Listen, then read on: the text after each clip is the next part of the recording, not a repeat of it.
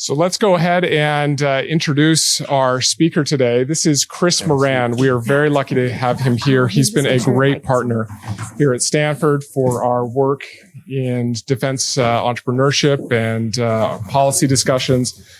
Chris is the executive director and general manager of Lockheed Martin Ventures. It is the venture capital investment arm of Lockheed Martin Corporation. Chris is responsible for leading all the investments in small technology companies which support the broader goals of Lockheed Martin. Now, as far as Lockheed goes, it's been really great to hear more about that recently in discussions with Chris and all the work that they're doing. Their impact is far and wide, more than I was tracking at the time. They make strategic investments in companies that are developing cutting-edge technologies in the core businesses and the new markets that are important to Lockheed. And those portfolio companies then get access to engineering talent, technologies, research, and the company's international business relationships. Before all of that, Chris actually did similar work at Applied Materials, where he led Applied Ventures. And he has been active in this space for a number of years. He's also a recovering MIT grad who has come to the Valley and the weather's better. Weather is better. And we are so glad to have you here at Stanford. And with that, let's welcome Chris Moran. Thank you. Welcome, Chris. So as Eric mentioned, you've been in corporate venture capital for a number of years, 18 years? 18 years, I believe. So from starting the corporate venture arm of Applied Materials, as Eric mentioned, to rebooting the venture arm of Lockheed Martin. How did you get into venture? What attracted you to venture, and what led you to the path to where you are today? It wasn't really attraction, believe me. I was running a business. I was at Applied for 30 years. For most of the time, I was in engineering, operations and management, general management. And the last business I was in charge of, I actually closed. And the CEO, said to me, "Oh, you've got incredible business acumen. You're the first person to say we should close this business." "Well, you just fired yourself. What are you going to do?" I'm like, "I hadn't thought of it that way. I don't have a job, do I?" She says, "Well, we're going to start this venture thing. Would you like to do that?" I said, "Okay, great." I knew nothing about it other than living in Silicon Valley for a number of years and keeping up to date on what Steve Jobs and everyone else was doing at the time. But I had to do a lot of learning very fast and started the fund at Applied from that point on. That's cool. I think most of the VCs I talk to don't actually want to become VCs and they fall into it. But maybe you could share more about your current role at Lockheed Martin Ventures in terms of what's the mission, what stages do you focus on? Maybe share a little bit more about that. Yeah, absolutely. So when I got to Lockheed 2016, they had a fund, but it was dormant. It hadn't been operated for a couple of years. It started in 2007. And it was started with a $100 million kind of fund. And it was mostly focused on enterprise business software and so on. So it was really kind of in support of the core company's operations, but it wasn't really focused on the core technology of the company and what we did. We're a large aerospace manufacturer. We make the F-35, the F-22, the F-16, so a lot of fighter jets and other material like that. So these things need incredible materials, power systems, electronic systems, you name it, we're probably using it. And then we go to space and there's propulsion systems and other things that are in there. And all that tech, as you know, is moving very rapidly, some of which Lockheed can keep pace with, some of which we need help by tapping into startup companies and other companies to work with. So when I got there, the mission was to sort of pivot the fund from doing that, the basic kind of enterprise software stuff to be much more focused on what the business groups are concerned about. And there's 4 main business groups. They each have very unique requirements in the products that they make.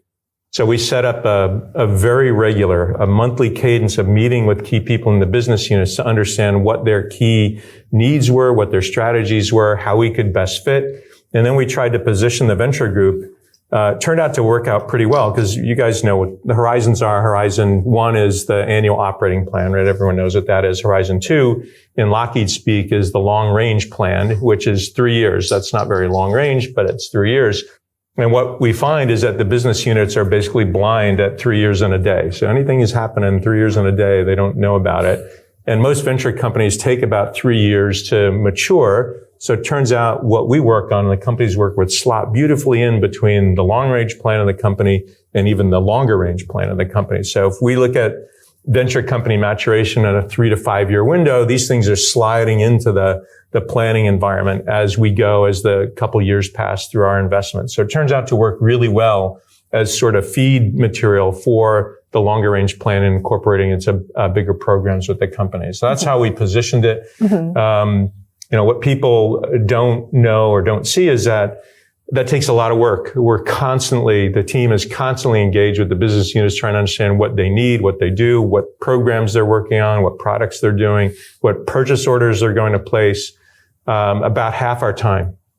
So where other VCs, more financially minded VCs, are focused on the opportunities, we have a lot of handholding that we have to do inside, both to make sure that we remain relevant, because it's easy for the CFO just to say one day, let's shut off these funds. What are you guys doing? So we have to be relevant. We want to hear the business units saying that we're doing a good job. We're bringing them good opportunities. And the only way we can do that is to be in constant communication with them, understanding what they need to do it. So it's a lot of work. So with that in mind, how do you make investment decisions to ensure that alignment with the business units? So great question, and not a simple answer. We start off with a top level sort of CTO list of 14 tech areas that are very closely aligned to the Department of Defense's 14 critical tech areas, as you can imagine, right? We're a defense company. So we start there. So that's the initial screen. Anything that slots into one of those, we'll go try to find an opportunity for that. But then again, on this monthly basis, talking to the business units, we're trying to understand what specifically do you need? And we'll always hear I need a 250 horsepower thrust jet engine. Okay, cool. We'll go find a company that, and luckily enough, we found a company, right? But that's the kind of specifics we get down to with them. So we start at a very top level screen, things kind of fall through. And then when we get a specific need, we kind of dig straight in on that and try to find something that works. And then do you require approval from a business unit or just some corporate? So it's not my first rodeo. Yep. I learned the hard way. Don't do that. Yep. Don't. We set up the fund. So a message to anyone who's thinking of doing a corporate fund or any corporate funds that are out there. I wrote a charter. It's like a 70-page document that describes everything that we do, how we do it, why we do it, what we won't do. And got the CEO to sign that, probably because he didn't even read it. And in that charter, we said that, we're allowed to make investments. We created an investment committee. So I have a small committee, also executives, vice president level executives, that approve my investments, but I do not need specific business unit approval to do it. If I did that, it would take forever to get anything through. So I learned that in the first fund. Don't do that. So that I wouldn't say we're independent. Like I said, we are very dependent on what they need, and that gives us our focus. But when we find a specific deal, we don't necessarily need that. Now, if we have it, it's great, right? If a business unit wants to raise their hand and say, this is the greatest thing in the world, we support it, awesome. But we probably won't make an investment if a business unit stands up and says, absolutely, NFW, no way. We probably won't make that one. Right? But we tend to make them ahead of that. And like I said, we're operating, the venture world normally operates just outside the strategic planning window. So we're seeing things that are meeting needs that our BAs aren't even aware of yet. So sometimes we just see something that makes obvious sense that we need to put in. Like we made an investment in a solid rocket motor company, for instance, which seems like a perfect fit for Lockheed Martin, right? But at the time, no one knew there was a problem with solid rocket motors until Ukraine picked up, and all of a sudden there's a global shortage in solid rocket motors. So we made a good bet ahead of the need, and looks like it's going to pay off now. Yep. That's great, especially as these deals in Silicon Valley move very quickly. So what does a win look like for your team? A win, so the way we actually have it set up, a win looks like Lockheed is now using them either as a teammate or partner. So teammate is kind of a mushy defense world term, but are they working with us on a proposal, a contract, or a big program? A partner may be where we're jointly developing IP with them, so their resources and our resources pooling together to do that. But more likely or not, they're a supplier to us somehow. That's the easiest first step. If we start buying their wares and we track that, I got access to all of Lockheed's purchase orders and can read, down through that. We wrote a little bit of code to sort through that. So we figure out how much money our portfolio gets in terms of operational spending from Lockheed every quarter, and we report on that. So we look at that and track that. We want it to go up and to the right, obviously, and so far it is. But we do track individual companies' performance on that. And then after all that's said and done, if we make some money on our investment, then it's a win for us too. And our investment hurdle, is not as high as, you might see on Sand Hill Road down the street. Generally, we're happy with beating Lockheed's cost of capital, which is around 9%, sometimes higher, sometimes lower. So that means we'd like to double our money in 5 or 6 years, right? So that's kind of the return that we're looking for. So I don't have to, shoot for the $1 billion opportunities.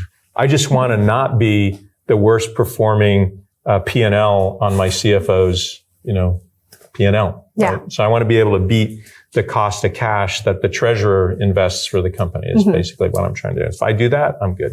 Yeah. So why don't we talk about a couple of specific companies that you've invested in? Sure. Firestorm as one example. How did you source the opportunity? How did you come to the decision to invest in the company? Right. And why don't we start there? Yeah. So Firestorm's a good one. It's a pretty recent investment, just a couple months old. Firestorm is a modular drone company. If you guys know what that is or know Firestorm at all, they're based in, I believe, San Diego, and they basically make a drone factory in a Connex box. That's their primary product, but it is the drones themselves that make it. They're very modular. You can put a jet engine on it. You could put an electric motor on it. You could put an ISR package, which is a surveillance package. You could make it a weapon if you want. So it's very modular and flexible in terms of what it does, which means that it can address the needs of several of our business areas, but more importantly, address the needs of the customer. And we're typically looking at that in terms of use in Ukraine, potentially Taiwan and other places where a fight may break out and we need to be prepared for that. We did this investment ahead of the realization that maybe we need to have capability in this area.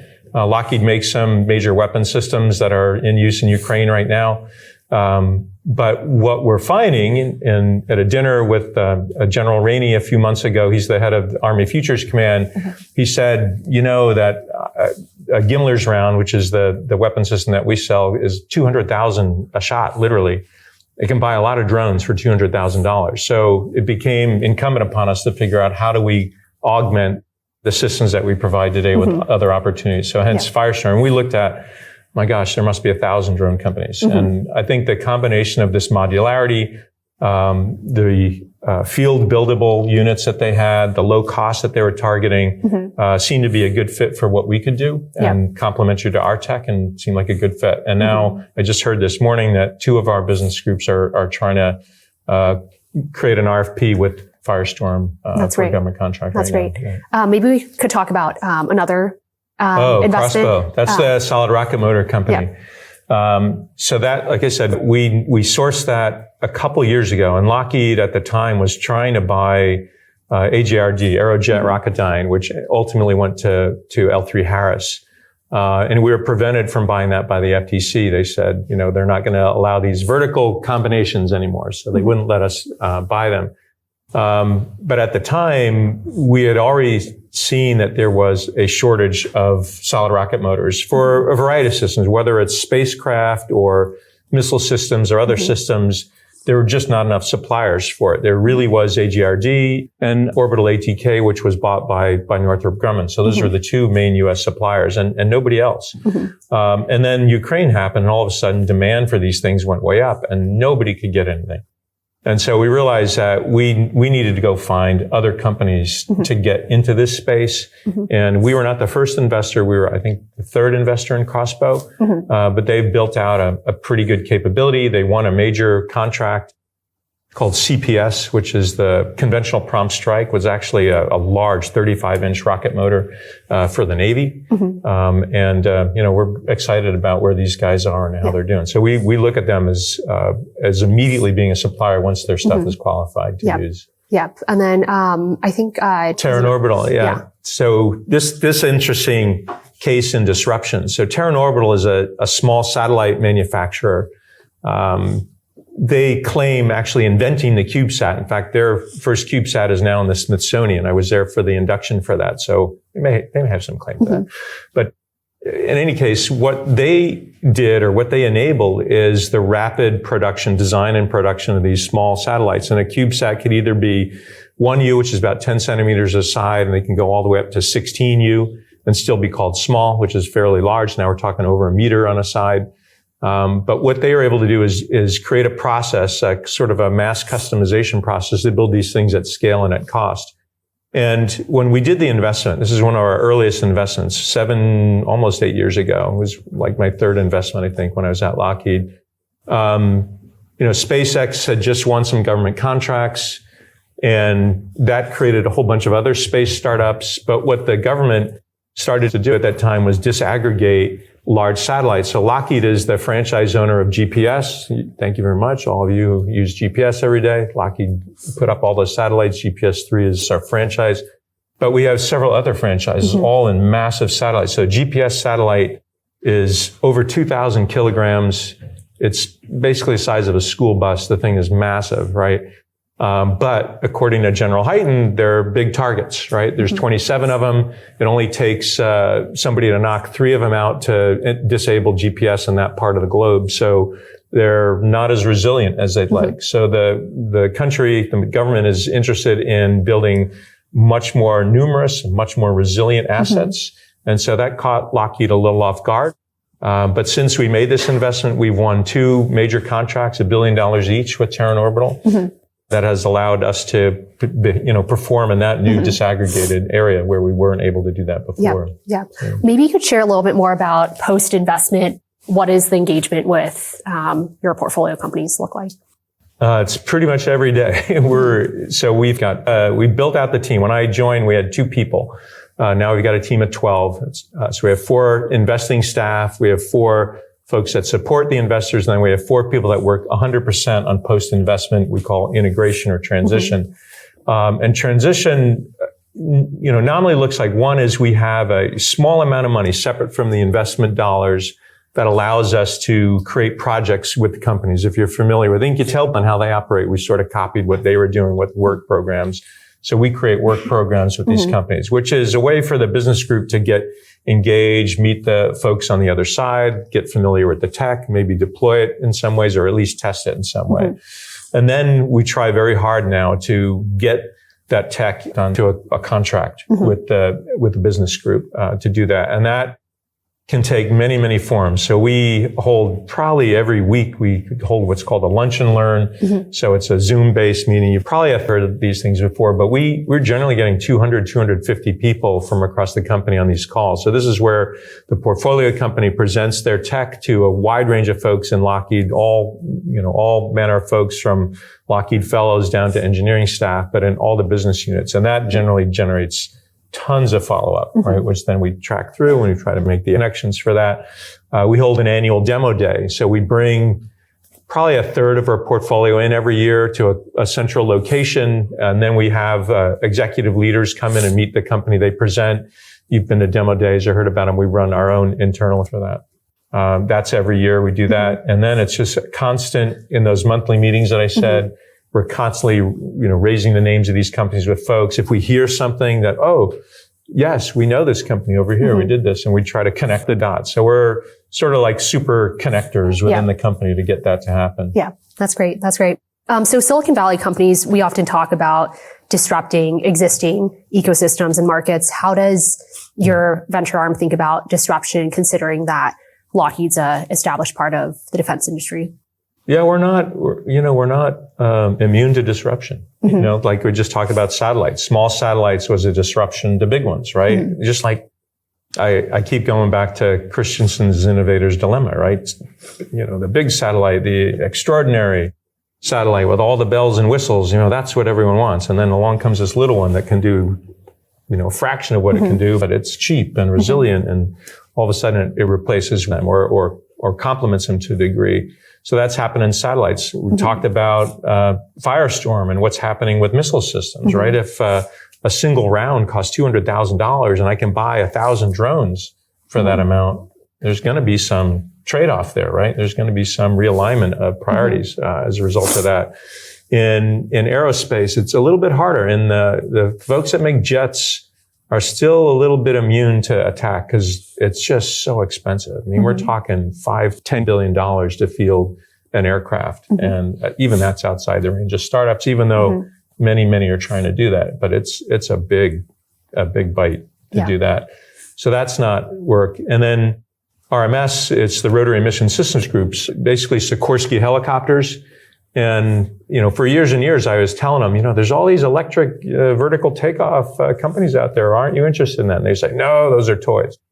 And I'm like, man, there's like 200 electric helicopter companies coming for your business. Maybe someday that'll happen. And now we see a few, it's not 200, but we see a few, Joby's got well funded and Archer's got well funded and both went public actually, in the market. And so now there's some serious competition with some long-term funding seems to be available to them. And now everyone's waking up to the fact that, hey, we should be working with them. And we have a software package that we developed through work with the government called Matrix, which is full autonomy. And nobody really has that yet. So we're working now with some of the startups we invested in to get that autonomy suite on their aircraft as well. So we're trying to make a little lemonade out of the lemons that didn't happen. Is your team actively learning from the conflict in Ukraine, and what kind of insights are you seeing from there? Both indirectly and directly, right? We do have folks inside that pay attention to that, and unclassified, we get briefed on things that are going on. But a lot of what we read is the same thing everyone else reads too. I mean, particularly this last 6 months where the funding wasn't approved, the Ukrainians got very, very creative, right? And what they did, how they deployed systems. I think we all learned from that. I think we all learned the vulnerability of GPS guided munitions to jamming and what the Russians are doing over there. That's giving everyone pause about thinking, what do we need to do next? If that fight really happens in Taiwan, how are we going to be prepared for that? So we are looking for things like that. Anti-spoofing, anti-jamming, and guidance systems, inertial guidance systems. We made an investment in a photonic gyroscope company, for instance, that can help with that. So we're looking for things that will augment systems that are dependent on GPS today as well. So that's one of the learnings that we did. And cheap is important. So how do we do things less expensively is important. And are there certain tech areas that the U.S. government is behind our peers in? Like, what is your view on that? And is your venture arm investing in those areas? I probably the opposing view to a lot of the noise we hear. We're behind China, behind it. I don't think so. I don't think it's as bad as that. I think there are areas we can do better. I think there are areas in terms of bioengineering that we're behind on, and we're not. Lockheed's not big in that space, but we see lots of deals coming through, and we're not participating. So I think that's an area to work on. I think some of the more advanced autonomy things around swarming. I mean, people think swarming is flying in formation. No, it's a lot more. It's an intelligent being. And I haven't seen a single company working on that to the way it needs to be able to resist an attack on that. And then the other area that we've learned now is counter UAS, right? How do we defeat these swarms? How do we defeat these small drones coming in? I don't think we have adequate systems for that right now. Across the board, we don't have adequate systems for that. To work on that. So how do you think about balancing investing resources in new tech versus kind of just responding to calls from DoD that might not be as cutting edge as the state of the industry? So we try to pay attention to it because the DoD, again, a misperception is that they're always behind the times. If you start looking at DARPA papers, you realize they're actually a decade ahead of the rest of the world. I mean, they have people that think about some amazing stuff long, long before that. So I wrote some code to mine all the DARPA solicitations. We look for keywords. We try to find new tech on that. And we're actually getting leads from that. We're not, they're not behind. They're actually way ahead. But where they fail is the transition of that early research into capabilities, right? They may do an interesting paper, get a great study, get a result, but then what happens next? Where does it go? How does it get into a system or get into a program? So there are gaps even in that process. But in terms of the thinking, they're brilliant in what they look at. So do you have any thoughts on DoD's tendency to spend a lot more capital stopping threats that are a fraction of a cost, like thinking about IEDs, small drones, just like really expensive to mitigate, but not expensive to employ, and how should we address these sort of they're really threats? Aware of that. Again, that dinner with General Rainey, he's really aware of the asymmetry, right? You don't want to send $1 million missile to take out a $2,000 drone, right? And we can only do that for so long. Ultimately, it'll be economic fight. Whoever has the bigger economy will win. And that's not where they want to be. They want to be in a position where they appear so strong that the attack doesn't even happen. That's why we're a defense company, because we want to prevent the offense from happening. So they're well aware of that. I think these threats are recently emerging. I mean, we could have theorized that this stuff would happen a long time ago, but I think watching Ukraine and see them really play out, seeing a small drone or a Javelin missile take out, a $5 million tank or something and do it routinely has really opened some eyes. I mean, it even caused the Marines to say, we're getting rid of all our tanks. So it is causing a force correction that are going on. And we're starting to see the same thing in the Navy and other forces as well. They're just trying to catch up to how tech has evolved at the speed that it has. But they're well aware of this asymmetric problem. They don't want to spend money like that doing that. I think the Israelis are seeing it in the conflict they're dealing with right now too. So is there anything that you're looking at that the U.S. government isn't, that you think they should be looking at? No, not really. Like I said, they're pretty advanced, pretty broad-based in what they look at. I'm frustrated like anyone else. Like, I have this dual role. I'm trying to get these companies to work with Lockheed, but I'm also trying to get them to work with the U.S. government. And the rate of uptake in the government is very slow, right? But for good reason. When you think about it, like, even again, back to General Rainey, he said, when I buy something, I have to equip 58 divisions with this stuff. So this is a massive amount of procurement, and they want to make sure it works. And they don't want to get out 58 divisions worth of stuff and then have it fail. So that's the challenge: is how do you support these small companies who need a constant flow of revenue at a time when we don't really know how to field fast changing, meaning fast to obsolescence technology. And that's the challenge I think they all have right now. Do we do 10 divisions and then wait and see and then do 10 more? Or do we all do 58? So I think that's the challenge. I have that problem too. Because if, when Lockheed's not buying, then I want them to be a supplier to the government as well. And we fight that same battle as everyone else does to make that happen. Yeah.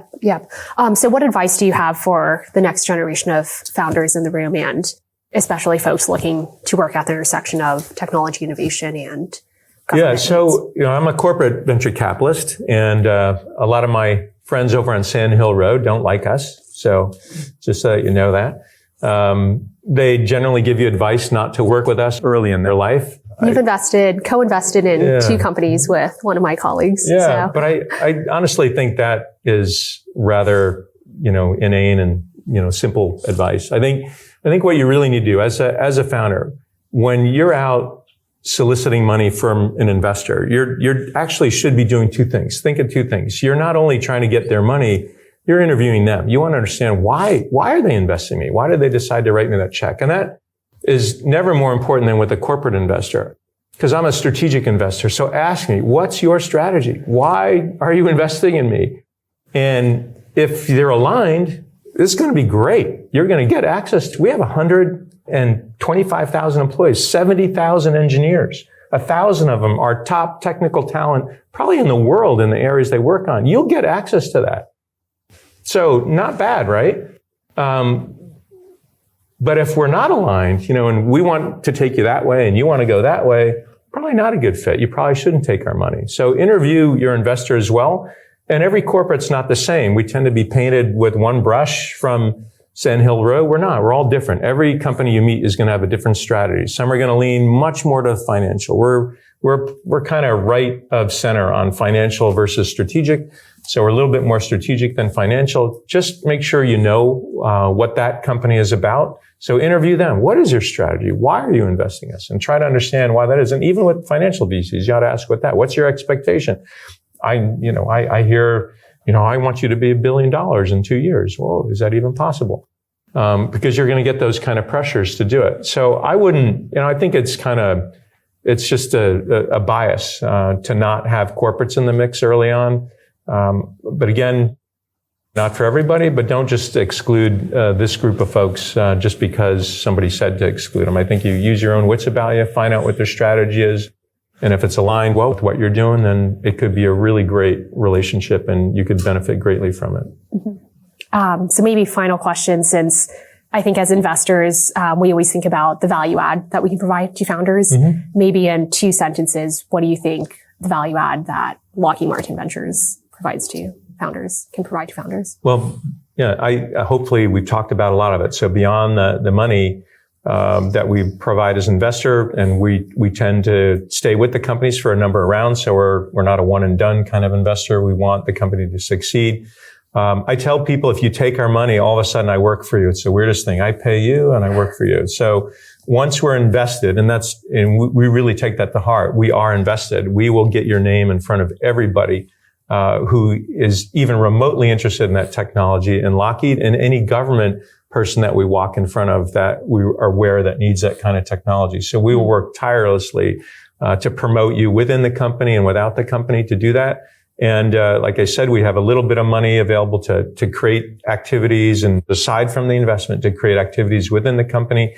But we generally don't give up. We tend to work very hard, and everyone looks at least half their job is promoting the portfolio of companies within Lockheed. Yeah, and you get in front of a lot of folks. So. Get in a lot of folks. Yeah. Great. Why don't we open it up for questions? Let's get him. He's right there. Okay. I'm just curious. First of all, thank you for coming today. Sure. I don't think this is on. Is it on? Just yell. Okay. Thank you for coming today. I was just curious, how do you think about your role in the venture arm as it relates to some of the corp dev and M&A functions? I know a lot of CVCs are kind of combined.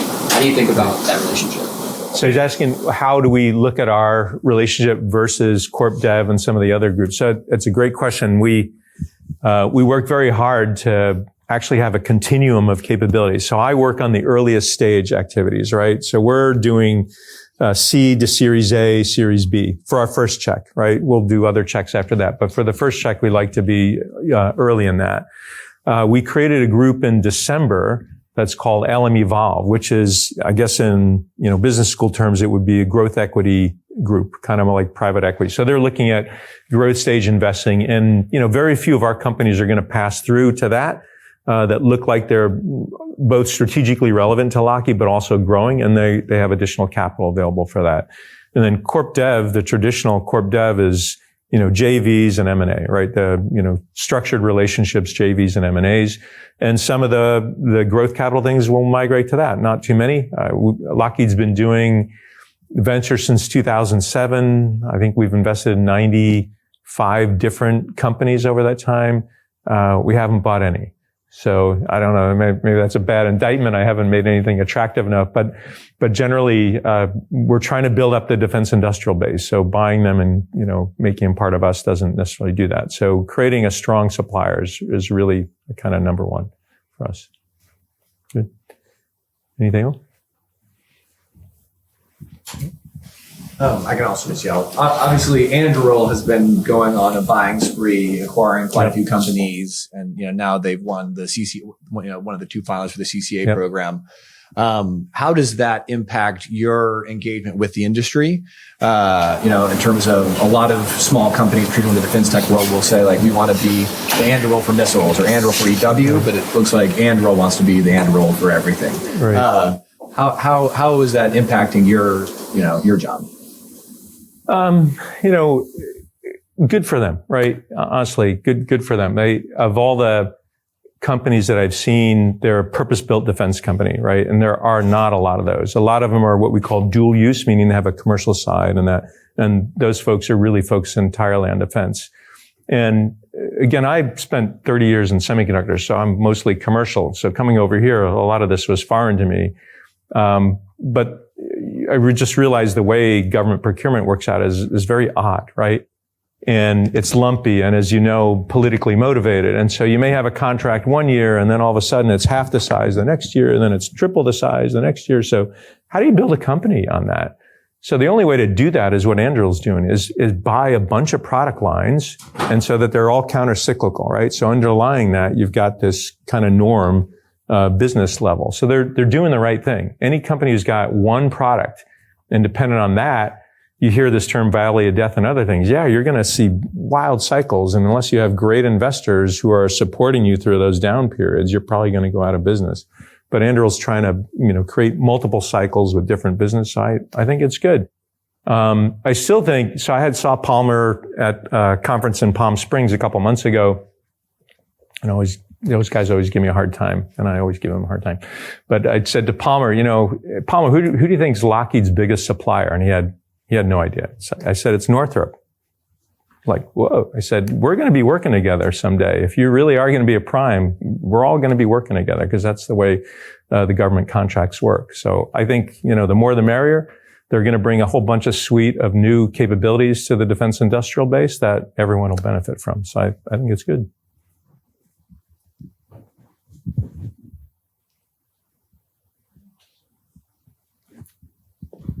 Again? Geez. All right. Oh, she raised her hand. Let's do her first.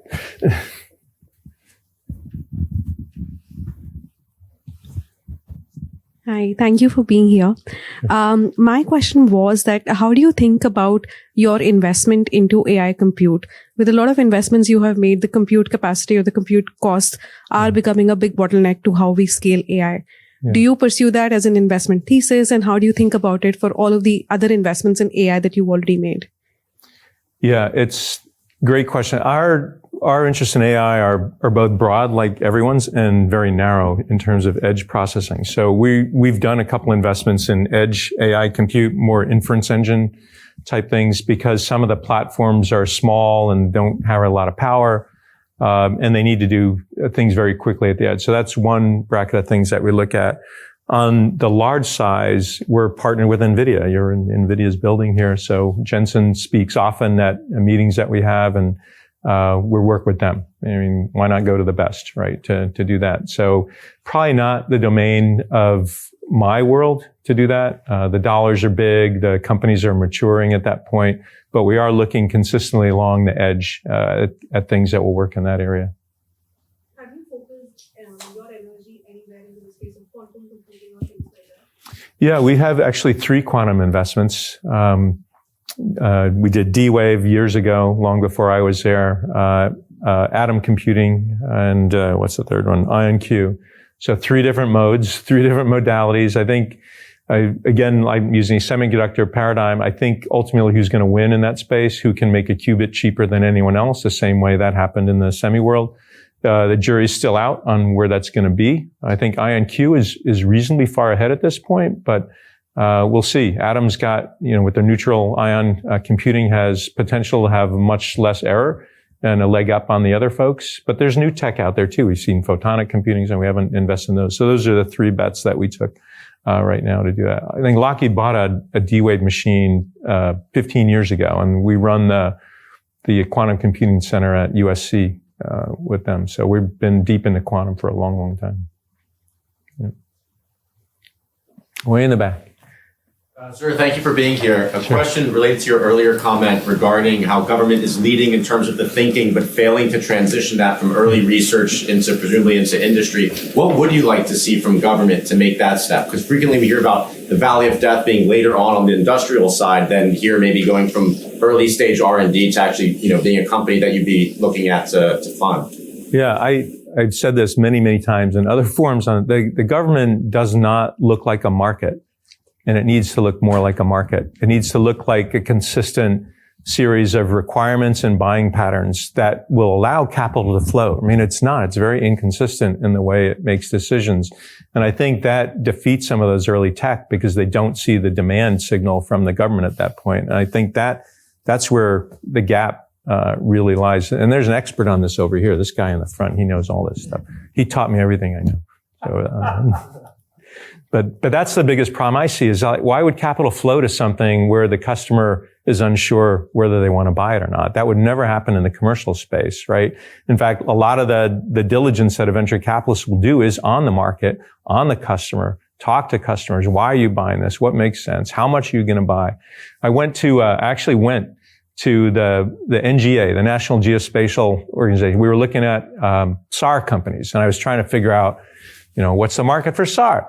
And they're probably the biggest buyer of that stuff. So I went right to the head there and asked them, how much, are you interested in SAR? They said, yes. All right.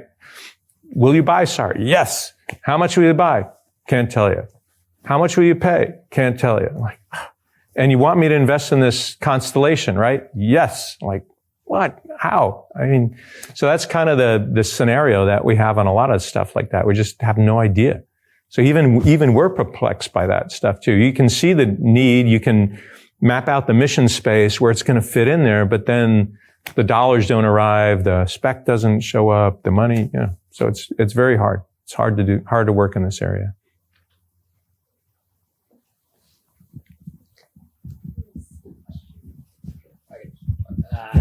No.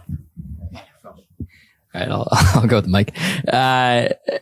I'm curious. You've talked a little bit about some of the relationship with the Sandhill Road, right? And there's some maybe ill-placed pejorative. We get along fine, but it's just on these early stage investments, they don't like us there, and I'm like, why? Yeah, and there is some aspect of the pejorative around CVCs, but like, how do you really proactively work with Sandhill Road and help companies raise more money down the line and help them with their path? Are you taking lead checks as much? Like, what does that relationship look like with the other investors? We've probably led less than 10%. We're allowed to lead, but less than 10% of what we do. We mostly try to do it with other investors.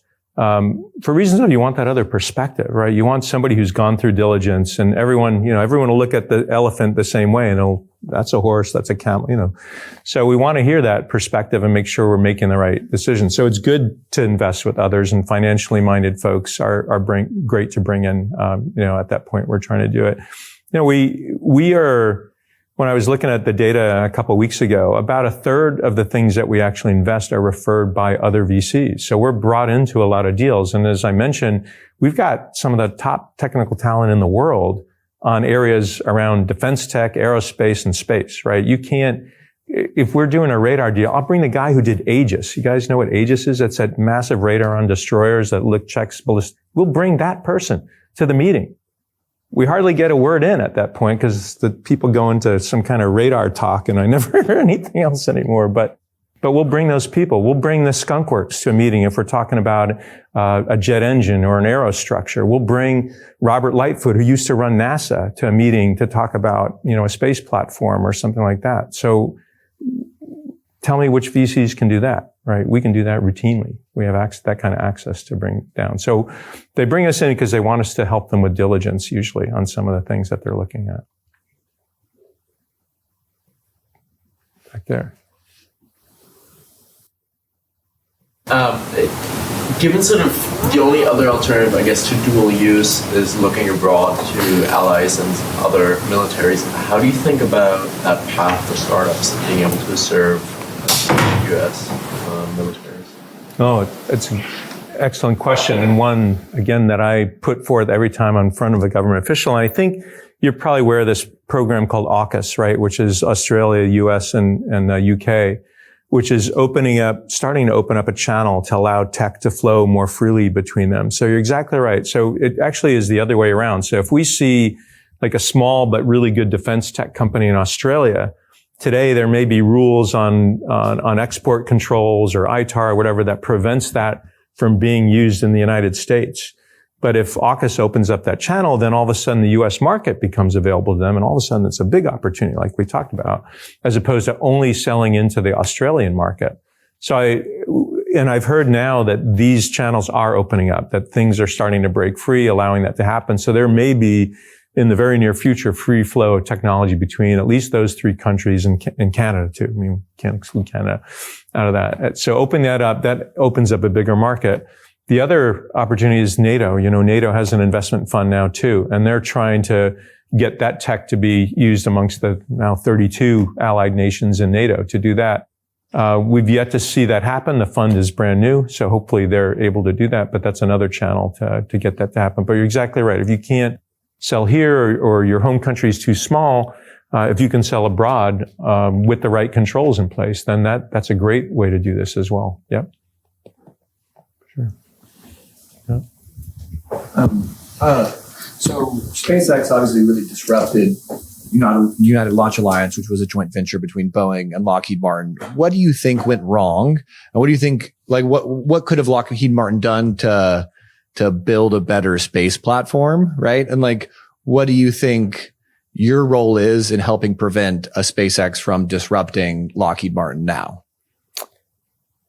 That's a loaded question. So a couple of years ago, I was at ULA, talked with Tory Bruno, the CEO, and asked him, why don't you land your first stage? And he said, we already know how to do that. We designed that a decade ago.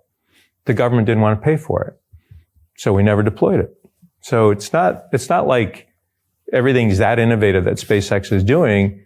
It's just that they had the guts to actually do it, right? And they were going to do it on investor dollars versus, this is the problem of, this is what we see too, is that it's the disruption that Lockheed sees is that the source of capital is very different, right? Lockheed has to fund most of their programs out of profit on other programs that they make.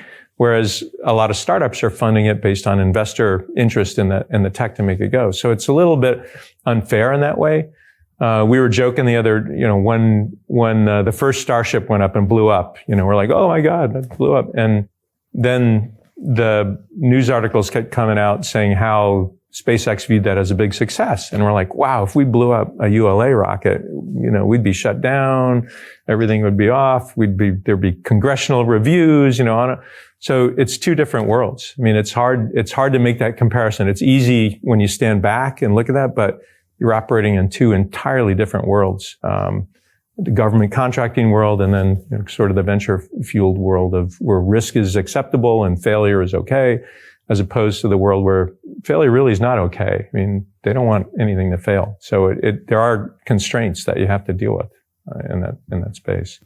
But it's not because they're not innovative. People keep labeling, Lockheed is not innovative. We just went to an asteroid 250 million miles away, picked up a sample and brought it home and landed it within 3 meters of when we said we were going to land it 10 years ago when the mission was planned. And then they were so good about it, they sent the carrier, the pod carrier off to check out another asteroid because they had enough fuel left to go do that. And that was all planned here in Palo Alto from the group in ATC over here did that. So they can do some pretty amazing stuff. I mean, it's not for lack of innovation that, that we are what we are, what we do that. Yeah. You mentioned kind of the slow and sometimes frustrating nature of working with the government. Do you notice a significant difference between presidential administrations, or is it kind of establishment DoD is the same? I haven't seen it. I mean, a lot of the programs got established. We were just looking at this morning. There's 117 organizations in the government now that can actually access SBIR dollars and OTA dollars. So these are the small contracting vehicles that are mostly used with small companies and startups. So that's up from probably 30 when I started 8 years ago. I mean, it's a huge number of organizations can now write contracts themselves. And I don't think that significantly changed, between administrations, one way or another. Great. So Chris, let me, now the hard question. No questions. I'm just going to summarize the goodness of this conversation. So for all you in the room who've been going to all these, weekly events, what you're hearing tonight is another piece of the puzzle of, we heard from InQtel. We have two world-class defense investors in Ernestine, and Paul Kwan from General Catalyst. And all this has kind of emerged, and Eric Volmar, who started the Office of Strategic Capital and the ability to do loans and for $1 billion that just never existed, 5 years ago, even 2 years ago.